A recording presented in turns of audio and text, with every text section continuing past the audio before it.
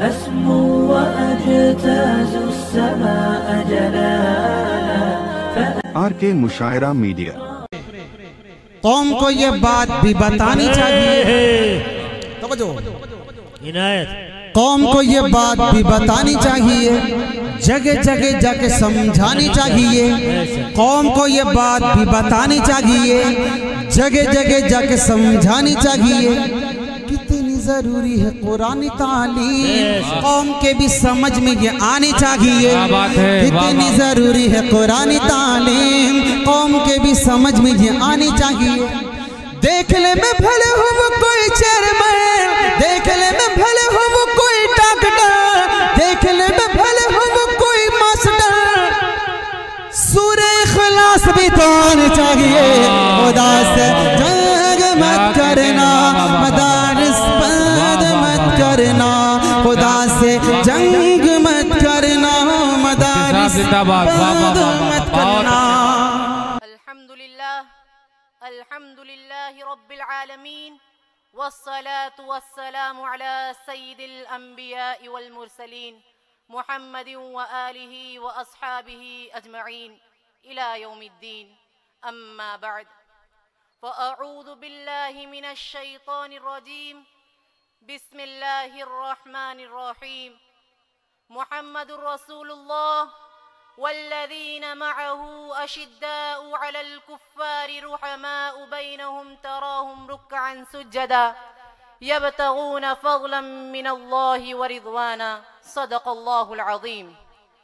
پیروان نجوم ہدایت و جانثاران ماہ رسالت، اگر میں اپنی خوش نصیبی پر اس رب العالمین کی حمد و ثنا نہ کروں تو ناشکری کا مرتکب ہوگا کہ جس نے اس حقیر و ناتوا وجود کو یہ اعزاز و مرتبہ بخشا کہ آج ان نفوس قدسیہ کی مدح سرائی اور حمد و ثنا خوانی کے لیے آپ حضرات کے سامنے کھڑا کیا ہے، جو افضل البشر بعد الانبیاء بالتحقیق ہے۔ میری مراد اصحاب رسول عربی فدا ہو ابی و امی کا مقدس گروہ ہے، پاکیزہ جماعت ہے، رضی اللہ عنہم ورضوا عنہ۔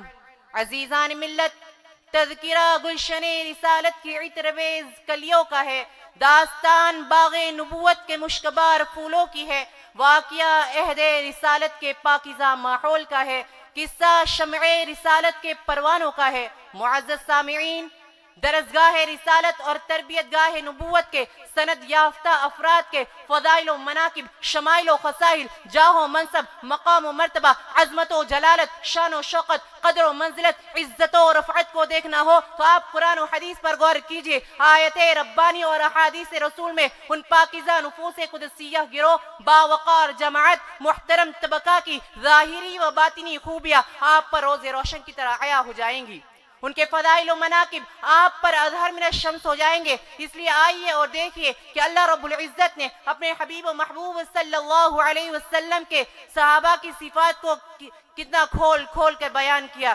ارشاد باری ہے، محمد رسول اللہ والذین معه اشداء علی الکفار رحماء بینہم تراہم رکعا سجدا یبتغون فضلا من اللہ ورضوانا سیماہم فی وجوہہم من اثر السجود۔ محمد اللہ کے رسول ہے اور جو لوگ ان کے ساتھ ہیں وہ کافروں پر بہت بھاری ہے اور آپس میں رحم دل ہے۔ تم انہیں رکوع اور سجدے کی حالت میں دیکھو گے کہ وہ اللہ کے فضل اور اس کی رضا چاہتے ہیں، ان کے چہرے پر سجدے کے اثرات ظاہر ہے۔ عزیزان ملت، ذرا اس آیت کی روشنی میں سرکار دو عالم صلی اللہ علیہ وسلم کے صحابہ کی زندگی کا مطالعہ کیجئے کہ دشمنان اسلام اور معانی دین حق کے ساتھ ان کا کیا رویہ تھا اور اپنے دینی بھائیوں کے ساتھ ان کا کیا معاملہ تھا۔ تاریخ گواہ ہے کہ جب باطل پرستوں نے عظمت اسلام کو للکارا، آفتاب رسالت کو بجھانے کی سازش کی، کثر دین و ملت پر یلغار کی کوشش کی، تو اصحاب رسول صلی اللہ علیہ وسلم دشمنوں پر قہر و غضب بن کر ٹوٹے، برق تپا بن کر نازل ہوئے، شیر ببر بن کے جھپٹے اور راہ حق میں آنے والی تمام رکاوٹوں کو ٹھوکروں میں اڑا دیا۔ باطل کے سیل روا کے سامنے سد سکندری بن گئے، طاغوتی طاقتوں کی یلغار کے سامنے سینہ سپر ہو گئے، قصر اسلام کی حفاظت کی، پرچم توحید کو بلند رکھا، اسلام کی طرف ٹیڑھی نظروں سے دیکھنے والوں کی آنکھیں نکال لی، ان کی دینی حمیت و خودداری اور رسول خدا صلی اللہ علیہ وسلم سے محبت و شیفتگی قرآن کریم سے عقیدت و وارفتگی اور جنت و مغفرت کی طلب و آرزو نے ان کو اللہ اور اس کے رسول سے اتنا قریب کر دیا تھا کہ ان کو دنیا والوں کی خوشی اور ناخوشی کی کوئی پرواہ نہیں تھی. یجاہدون فی سبیل اللہ ولا یخافون لومۃ لائم کا علمی نمونہ تھے.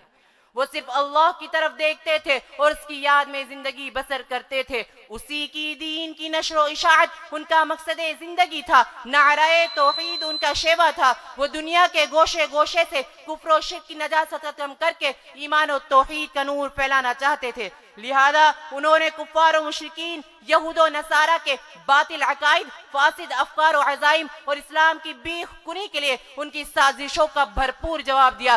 صحیح معنوں میں اشداء علی الکفار تھے، اور اس کے برعکس ایمان و توحید نے ان کو اخوت و محبت، مواقعت و مساوات، الفت و وحدت کی ایسی لڑی میں پرو دیا تھا کہ وہ تسبیح کے دائروں کی طرح منظم و مربوط ہو گئے تھے. قبائلی جنگوں اور خاندانی جھگڑوں میں ہلاک و برباد ہونے والے وحشت و بربریت کے خوبر، ظلم و ستم کے پیکر اسلام کے بدولت ایسے بھائی بھائی بن گئے کہ ان میں امتیاز ممکن نہ تھا. قرآن کریم نے ان کی زندگی کا نصب العین بدل دیا تھا. ان کے افکار و نظریات بدل دیے تھے. ہر ایک کے دل میں بس ایک ہی لگن تھی، اعلاء کلمت اللہ، دعوت حق، تبلیغ اسلام کے لیے. وہ اپنی ذاتی اغراض، نفسانی خواہشات پر شرعی احکامات غالب کر چکے تھے. اگر کسی کو کاٹا چبھتا تو دوسرا بے چین ہو جاتا کہ مسلمان کی تکلیفیں گوارا نہ تھی. ان کو مومن کا رنج برداشت نہ تھا. سچ تو یہ ہے کہ وہ اللہ کے تھے. ان صلاتی و نسکی و محیای و مماتی للہ رب العالمین کا مظہر تھے. بھائیو، اگر اصحاب رسول صلی اللہ علیہ وسلم کے فضائل و مناقب، مقام و مرتبہ کہ جو قرآن کریم نے بیان کیے ہیں سنائے جائے تو ایک وقت درکار ہوگا.